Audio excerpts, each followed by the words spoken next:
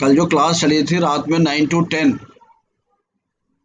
जिसमें हम लोग डिस्कस किया था article 13 clause 2, Golaknath case, Kesavananda Bharati case, amendability of fundamental rights, और जो क्रोनोलॉजी डिस्कस किया था पूरा, first amendment act 31A 31B, Golaknath case, Kesavananda Bharati case, prospective overruling, सब आपके एग्जाम्स में आते हैं। तो जो लोग नहीं थे उन लोग जो भी वीडियो लेक्चर आपका है वो उसको देख लेंगे, क्योंकि वो इम्पोर्टेंट है। Amendability of fundamental rights almost हर दूसरे साल एग्जाम में आता है, तो हम लोगों ने डिटेल में डिस्कस किया है। प्लस जो क्रोनोलॉजी है, कौन सा इवेंट उसके बाद हुआ, क्योंकि जो भी लॉ इस्टेब्लिश होता है थ्रू इवोल्यूशन, वो सारे केस लॉज आपको आने चाहिए। उसी में मैंने आप लोग लास्ट में क्वेश्चन दिया था, basic structure theory and supremacy of the constitution.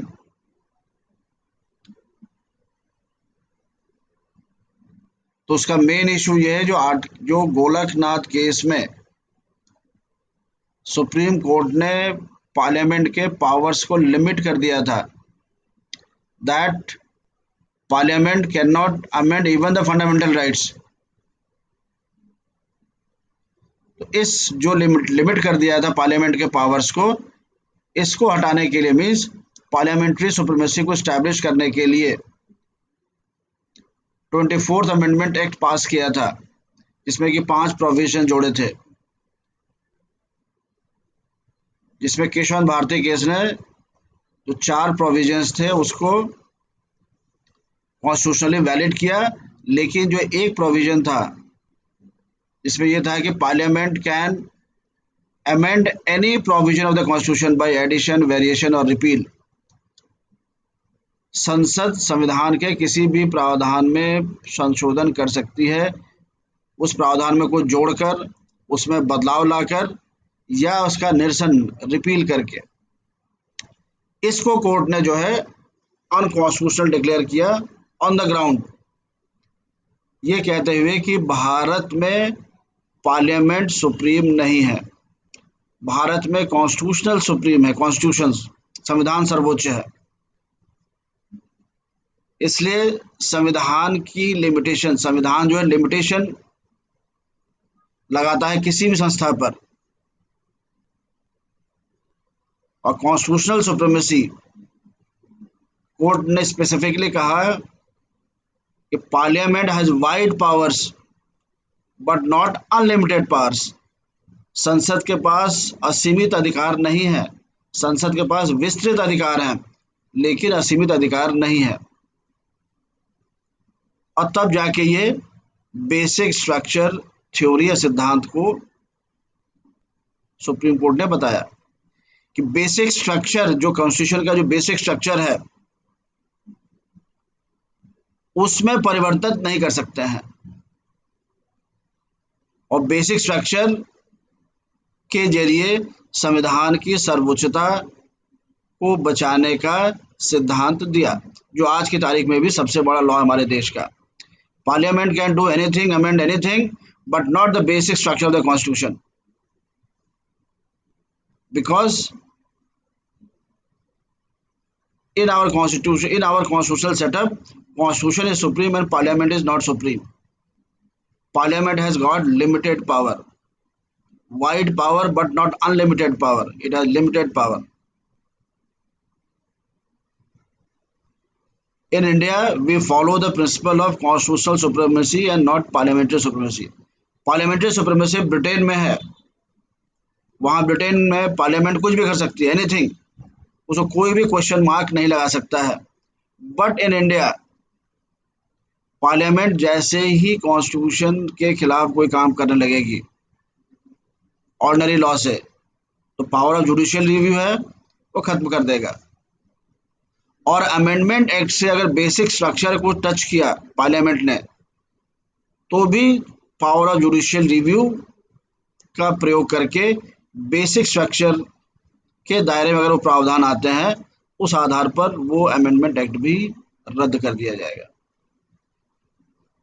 तो ये जो आपका पांचवा प्रोविजन था, कोर्ट ने कहा this gives unlimited power to the parliament,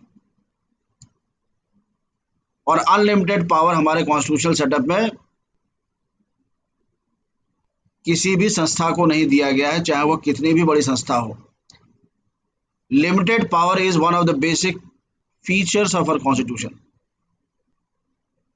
और अनलिमिटेड पावर देना जो है कॉन्स्टिट्यूशन की आइडेंटिटी को समाप्त करना है।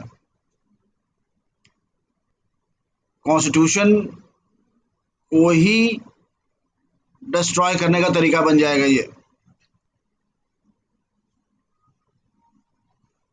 जिसको कि सुप्रीम कोर्ट का दिस इज नॉट अलाउड। तो बेसिक स्ट्रक्चर का सिद्धांत दिया, तो आपको ये लिखना होगा in India we have parliamentary supremacy, in India we do not have parliamentary supremacy, but we have constitutional supremacy. And this constitutional supremacy has been established by the principle propounded by Supreme Court in Keshwanand Bharati case, by propounding the theory of basic structure. Basic structure के सिद्धांत को प्रतिपादित करके उसको दर्शाकर संविधान की सर्वोच्चता को न्यायपालिका ने हमारे देश में स्थापित कर दिया हमेशा के लिए। और यह कहा कि जब तक यह संविधान है तब तक बेसिक स्ट्रक्चर के खिलाफ कोई भी कार्रवाई आप नहीं कर सकते। संसद सारे प्रावधानों में परिवर्तन कर सकती है, लेकिन अगर वे प्रावधान जो बेसिक स्ट्रक्चर के सिद्धांत में आते हैं they can not be amended और डिस्ट्रॉयड। कारण we have the system of constitutional supremacy. Constitution cannot be destroyed. Every body, every institution has to work within the constitution. तो ये बात आपको लिखकर फिर 24th अमेंडमेंट की बात लिखनी होगी। अब बताएंगे कि इसको रद्द कर दिया, कहा कि ये अनलिमिटेड पावर देता है और बेसिक स्ट्रक्चर के खिलाफ है, कॉन्स्टिट्यूशन को डिस्ट्रॉय करता है।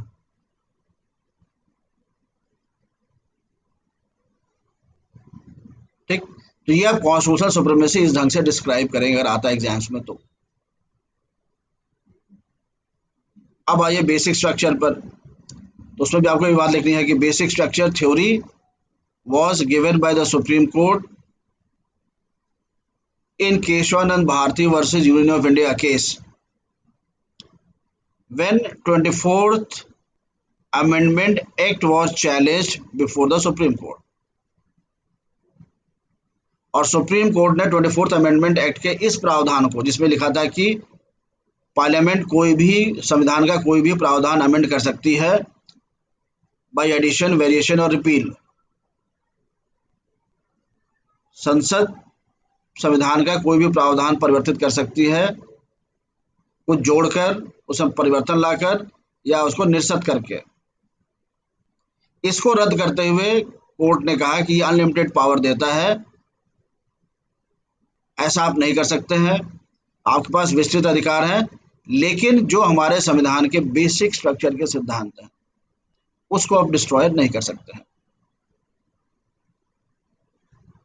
तो जब ये अमेंडमेंट चैलेंज हुआ तो limit the power of parliament, संसद के अधिकार को सीमित करने के लिए और यह बताने के लिए कि हमारे देश में संसद सर्वोच्च नहीं है, संविधान सर्वोच्च है, सर्वोच्च न्यायालय ने बेसिक स्ट्रक्चर का सिद्धांत दिया। एक चीज हो गया। दूसरा प्रश्न यह आता है कि बेसिक स्ट्रक्चर क्या है। तो बेसिक स्ट्रक्चर कोई प्रोविजन नहीं, कहीं नहीं दिया हुआ है।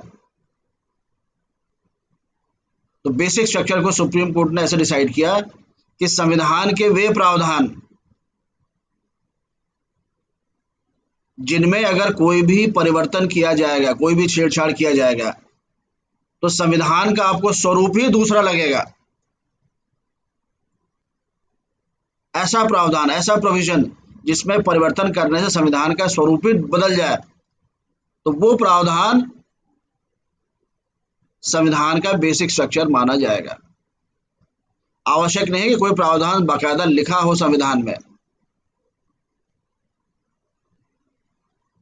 ना लिखे होने के बावजूद भी वह सिद्धांत बेसिक स्ट्रक्चर संविधान का अभिन्न अंग है, और बेसिक स्ट्रक्चर ही सबसे बड़ा लॉ है जो कि संसद के अधिकारों को सीमित करता है। तो सिंपल डेफिनेशन यह है, अ प्रोविजन और a principle if changed, if amended, then the whole shape of the constitution will look different. अगर ऐसा हो रहा है तो वह बेसिक स्ट्रक्चर है, उसके साथ आप छेड़छाड़ नहीं कर सकते। जैसे आपका मान लीजिए आर्टिकल 14 राइट टू इक्वलिटी है, उसमें या इक्वलिटी बिफोर लॉ है, उसमें अगर आप कर देते हैं कि भाई इस समुदाय के इस क्षेत्र को ये अधिकार मिलेंगे, इसको नहीं मिलेंगे, तो पूरा आपको सिस्टम ही डिफरेंट लगने लगेगा संविधान का हमारे देश में। तो equality before law, right to equality basic structure है। Right to religion, secularism, federalism, federalism में अगर आपने कोई भी चेंजेस किए, फेडरलिज्म के प्रिंसिपल्स अगर आपने कोई चेंजेस किए, तो आपको कॉन्स्टिट्यूशन का सिस्टम ही डिफरेंट लगने लगेगा। तो कोई भी प्रोविजन जो कॉन्स्टिट्यूशन के पूरे शेप को ही डिफरेंट लगाने लगे, तो that will B treated as basic structure and that cannot be changed even by parliament। और क्या क्या बेसिक स्ट्रक्चर है, कोर्ट ने कहा कि इसका कोई एग्जॉस्टिव लिस्ट नहीं है कि ये बेसिक स्ट्रक्चर है, टाइम के साथ उसमें चेंजेस आते जाएंगे। लेकिन केशवानंद भारती केस में कोर्ट ने बेसिक स्ट्रक्चर के कुछ प्रिंसिपल्स बताए, वो चाहे तो आप लिख लीजिए। लिखिए, सुप्रीमेसी ऑफ द कॉन्स्टिट्यूशन, संविधान की सर्वोच्चता, republican and democratic forms of government, गणतंत्र और लोकतांत्रिक सरकार का स्वरूप, secular character of the constitution, संविधान का पंथ निरपेक्षता होना, धर्म निरपेक्षता नहीं, पंथ। In India secularism means sect, every sect has freedom, religion ही नहीं केवल। चौथा आपका सेपरेशन ऑफ पावर, शक्ति पृथक्करण का सिद्धांत, जो तीनों ऑर्गन्स आपके हैं, लेजिस्लेचर, एग्जीक्यूटिव एंड जुडिशरी, इनमें आपका, और federal character of the constitution, इन पांच को बताया।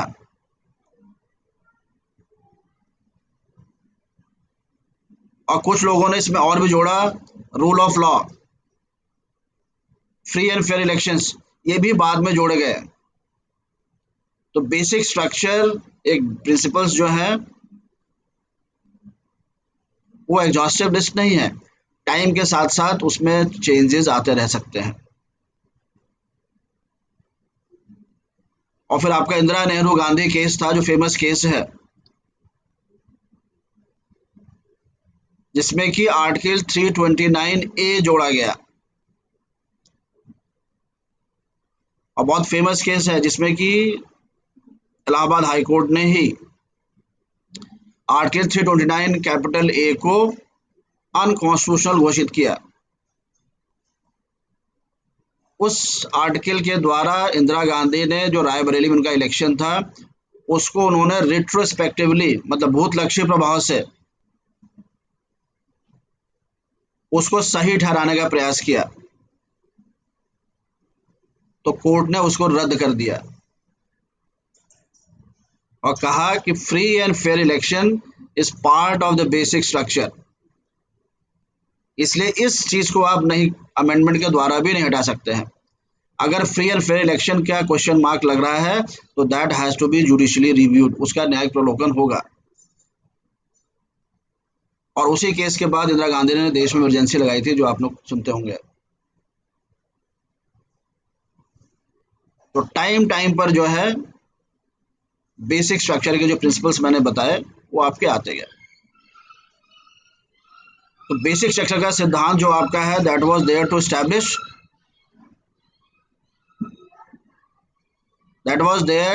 Establish, supremacy of the constitution, पहली चीज। दूसरी बात, इसका कोई परफेक्ट डेफिनेशन नहीं है, but it does not mean कोई एग्जिस्ट नहीं करता है, वो इंटीग्रल पार्ट है ऑफ द कॉन्स्टिट्यूशन का।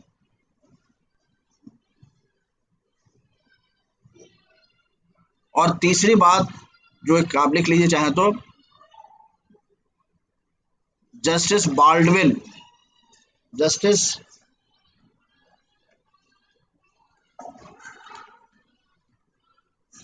Sorry justice Lord Reid, REID, in Ridge versus Baldwin case, famous case है, जिसमें कि कहा गया कि नेचुरल जस्टिस, जो नैसर्गिक न्याय का सिद्धांत है, नेचुरल जस्टिस जो आपका है, that is a integral part of every judicial system. नैसर्गिक न्याय का सिद्धांत हर न्यायिक प्रक्रिया का अभिन्न अंग है। But what is natural justice, no one has defined. तो जस्ट लॉर्ड रीड ने कहा कि वे a thing which can not be seen, a thing which can not be defined, it does not mean कि इट डज नॉट एग्जिस्ट। अगर किसी को आप परिभाषित नहीं कर सकते हैं, देख नहीं सकते, इसका अर्थ यह नहीं कि उसका अस्तित्व नहीं है। जैसे उनका एग्जाम्पल दिया एयर का, हवा का, जो कैन नॉट डिफाइंड, ना ही उसको देख सकते हैं। तो वैसे ये प्रिंसिपल्स हैं नेचुरल जस्टिस के, जो हर डिसीजन मेकिंग प्रोसेस के साथ रहते हैं, चाहे एडमिनिस्ट्रेटिव हो, जो जुडिशियल हो। और वही हाल आपका बेसिक स्ट्रक्चर के साथ है। तो बेसिक स्ट्रक्चर थ्योरी क्वेश्चन आता है, what is basic structure theory, तो आप बताएंगे कि ये है those principles which can not B change, और अगर चेंज करते हैं तो कॉन्स्टिट्यूशन का स्वरूप बदल जाएगा, ये चीज। This was propounded in this case law, कब, when 24th amendment act was challenged and parliament tried to establish parliamentary supremacy in the country. और कोर्ट ने कॉन्स्टिट्यूशनल सुप्रीमेसी को एस्टैब्लिश करने के लिए प्रिंसिपल दिया। इसकी कोई एग्जॉस्टिव लिस्ट नहीं है, लेकिन ये चीजें बताई गई, आगे बढ़ते गए। फिर आप इंदिरा नेहरू गांधी केस का नाम दीजिए, फिर जो ये कंट्रोवर्सी आपकी आई रिच वर्सेस बाल्टी वाले केस का, इसका जिक्र कर दीजिए, तब जाके आपका बेसिक स्ट्रक्चर का सिद्धांत कंप्लीट होगा। और एक लाइन जरा इसमें और लिख लीजिए आप लोग, तो लिखिए,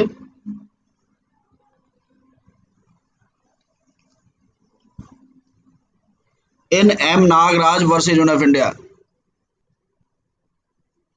in M Nagaraj versus Union of India, it was a 5 जजेस बेंच, कॉन्स्टिट्यूशनल बेंच है। मैंने पहले ही बताया कि कॉन्स्टिट्यूशनल बेंच में मिनिमम 5 जजेस होते हैं।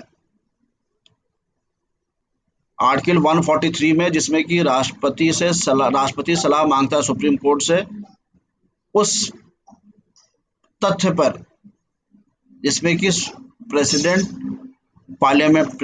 सुप्रीम कोर्ट से सलाह मांग रहा है, एडवाइजरी ओपिनियन, आर्टिकल 143 के तहत, उसमें मिनिमम 5 जजेस होने चाहिए, प्लस कोई भी कॉन्स्टिट्यूशनल बेंच बनती है तो मिनिमम 5, ज्यादा हो सकते हैं। M Nagaraj versus Union of India, जो कि कॉन्स्टिट्यूशनल बेंच था, देखिए, in this Supreme Court explained the principle of basic structure in detail, वो चाहे लिख लीजिए आप, बेसिक स्ट्रक्चर और systematic principle underlying and connecting provisions of constitution. मतलब आधारभूत ढांचा का जो सिद्धांत है, वो ऐसे सिद्धांत हैं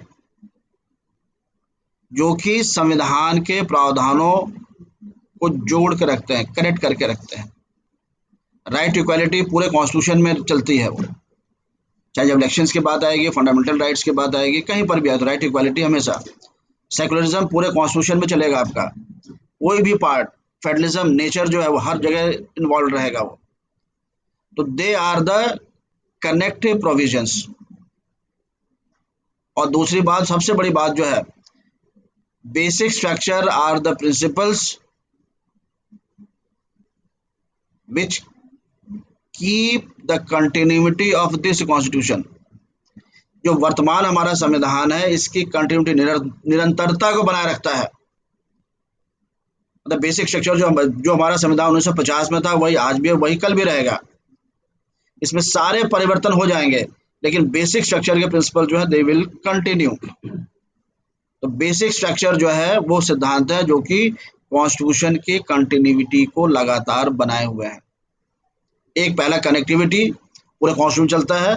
दूसरा कंटिन्यूटी, सारे चीजें चेंज हो, जैसे घर आपका है तो घर का बेक होता है बेसिक स्ट्रक्चर, अंदर तोड़ फोड़ आप करते रहिए लेकिन घर का बेसिक स्ट्रक्चर नहीं चेंज कर पाएंगे, जो चारों पिलर्स है नहीं कर पाएंगे।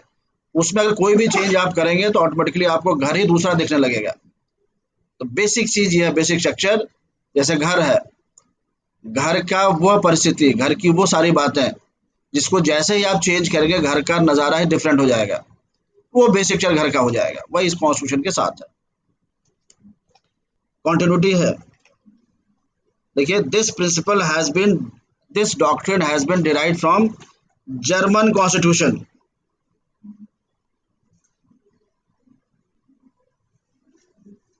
और ये संविधान का अभिन्न अंग माना जाता है, भले ही एक्सप्रेसली कहीं ना लिखा हो।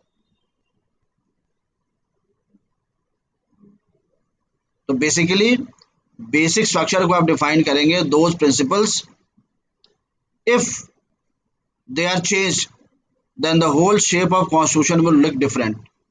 For example, right to equality, rule of law, federalism, democracy, republic, free and fair elections, federalism, separation of power। और जो कंट्रोवर्सी है कि ये तो कहीं डिफाइंड नहीं इसलिए नहीं एग्जिस्ट करता है, तो आपके सामने लॉर्ड रीड का स्टेटमेंट है रिजर्व बाल्डविन में। एम नागराज वाले में डिटेल में बताया कि बेसिक प्रिंसिपल क्या बताया कि वो सेट ऑफ प्रिंसिपल्स हैं जो सारे प्रोविजंस में कनेक्टिविटी रखते हैं।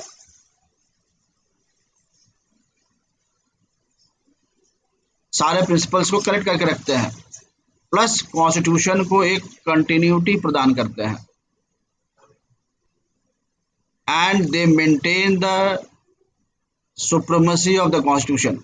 और बेसिक चर ने कॉन्स्टिट्यूशनल सुप्रीमेसी को ही बना के रखा हुआ है।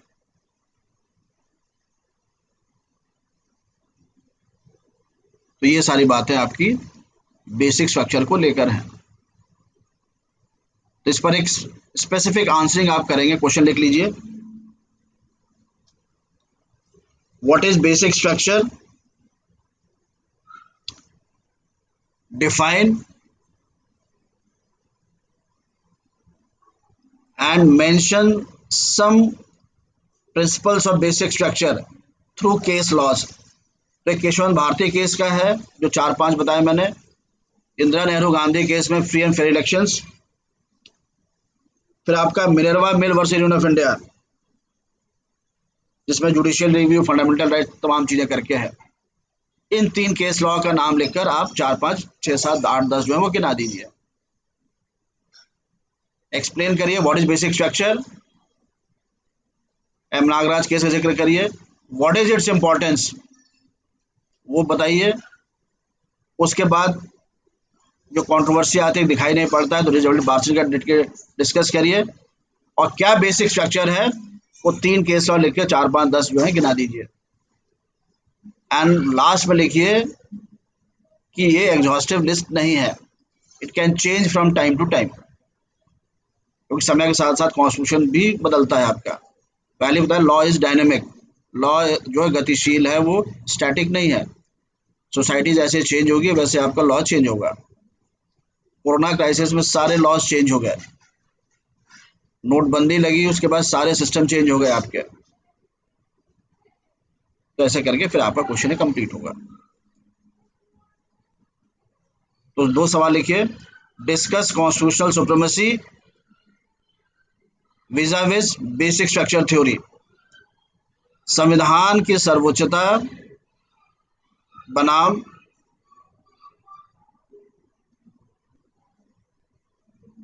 बेसिक स्ट्रक्चर सिद्धांत, एक सवाल। दूसरा, what do you mean by basic structure theory? Discuss and elaborate. तो एक बार हम लोग बेसिक स्ट्रक्चर थ्योरी और बाद में करेंगे, लेकिन पहले आप इसका आंसर लिख लीजिए तब। तो ये जो आपका है फंडामेंटल राइट का एस्पेक्ट, जिसमें कि हम लोगों ने सारे ग्रुप्स में बांटे थे। अब केवल आर्टिकल 12 और 13 के जो प्रोविजंस हैं फंडामेंटल राइट्स के, वो हम लोग डिटेल में डिस्कस कर लिया है, लिख भी लिया आपने। लेकिन बेसिक स्ट्रक्चर थ्योरी पर आंसर लिखिएगा आज। इसमें आपको कई केस लॉ मिल जा रहे हैं। M Nagaraj case, Kesavananda Bharati case, Indira Nehru Gandhi case, Minerva मिल केस, उसके बाद रिज वर्सेस बाल्डविन और 24th अमेंडमेंट एक्ट। तो आपके पास काफ़ी मटेरियल है अपने आंसर को बहुत अच्छा लिखने का। जो पहले ही बताया मैंने आपको, 5 पेपर्स है, केवल आपको 2 ही क्वेश्चंस में बाकी स्टूडेंट से एक्स्ट्रा लिखना है। बाकी 10 नंबर मिलेगा आपको, 15 नंबर, 5 नंबर। हर पेपर में 10 नंबर एक्स्ट्रा हुआ, दैट मीन्स 5 पेपर में 50 नंबर। आप फर्स्ट रैंकर में 50 के कम पाने वाले बेचारा बाहर। ज्ञान सबका बराबर रहेगा। You have to study certain few things in a specialized way। बाकी जनरल स्टडी करना पड़ेगा, क्योंकि सारा चीज़ में आप एक्सपर्ट नहीं हो सकते हैं। एलएलबी एग्जाम में तो 5-5 दिन पे एक पेपर होता है, लेकिन जुडिशियल एग्जाम्स में तो 3 दिन में ही सारे एक्ट, 25 एक्ट, जीएस, इंग्लिश सब रहेगा वो। तो हर पर मास्टरी आपकी नहीं हो सकती है। You have to master certain things, जहाँ पर कि आपको स्टूडेंट से लीड लेना है। कॉम्पिटेटिव एग्जाम है, कंपेरिजन होना है।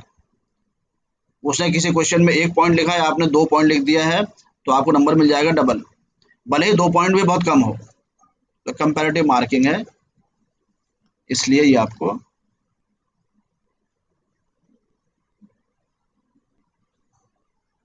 अब जो हम लोग कल एक चीज रिफ्रेश करने के लिए चाहे तो जरा फास्ट लिख लीजिएगा आर्टिकल 12 और 13 के बारे में। Article 12, other authorities, instrumentality and agency, अभिकरण और अभिकर्ता,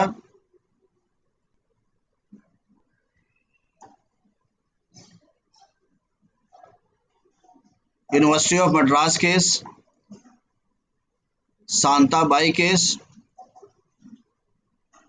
electricity board Rajasthan case,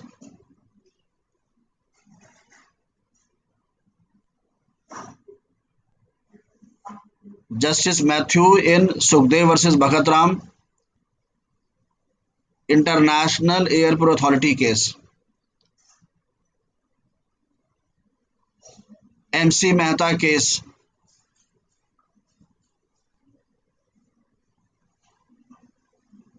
is judiciary included in definition of state.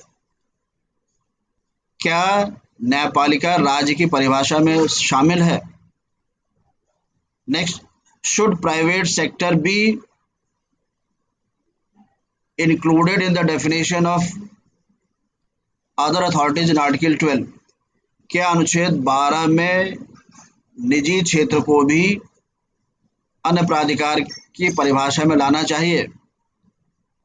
In this era of economic liberalisation, जो वर्तमान में आर्थिक उदारीकरण चल रहा है, हर चीज़ का निजीकरण हो रहा है, रेलवेज भी होना, सब कुछ होने जा रहा है।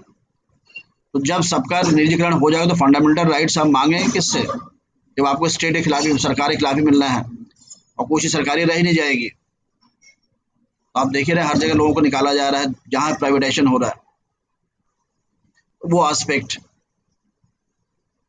फिर आर्टिकल 13, उसमें law and laws in force, article 13(2) and judicial review, amendability of fundamental rights, और क्या आर्टिकल 368 में अमेंडमेंट एक्ट में जो लॉ बनता है वह 13 के लॉ के डेफिनेशन में है कि नहीं। फिर आपका 24th amendment act, basic structure theory,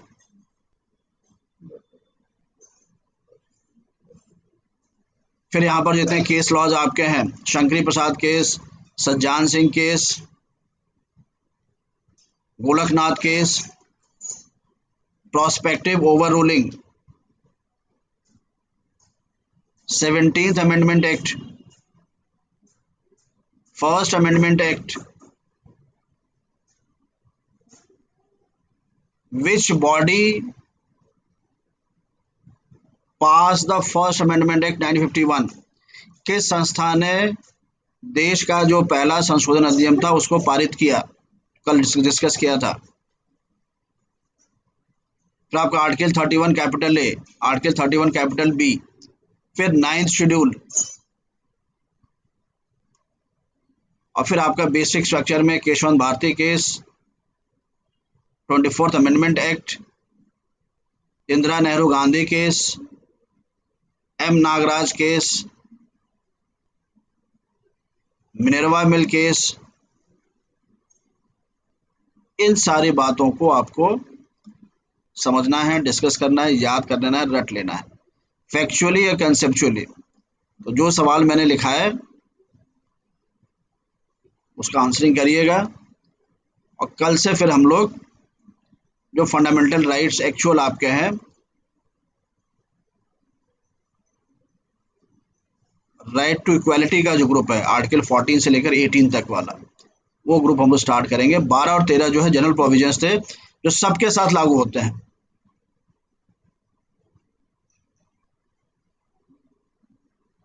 correct. और थोड़ा सा आप लोगों का टाइमिंग, मैंने कल भी कहा था, टाइमिंग में इवनिंग में टाइमिंग करेंगे, रात में 9 से 10। किसी को ऑब्जेक्शन अगर होगा तो ग्रुप में लिख देगा वो, फिर उसको अकॉर्डिंगली एडजस्ट कर लेंगे। आज के लिए इतना ही, किसी को कुछ पूछना हो तो बताइए।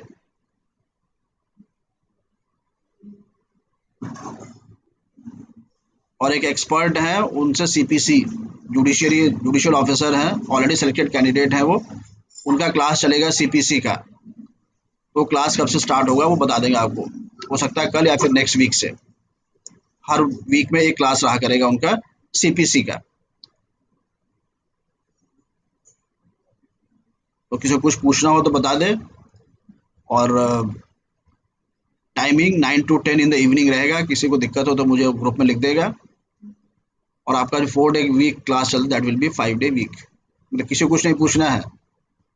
चलिए, ओके, थैंक यू।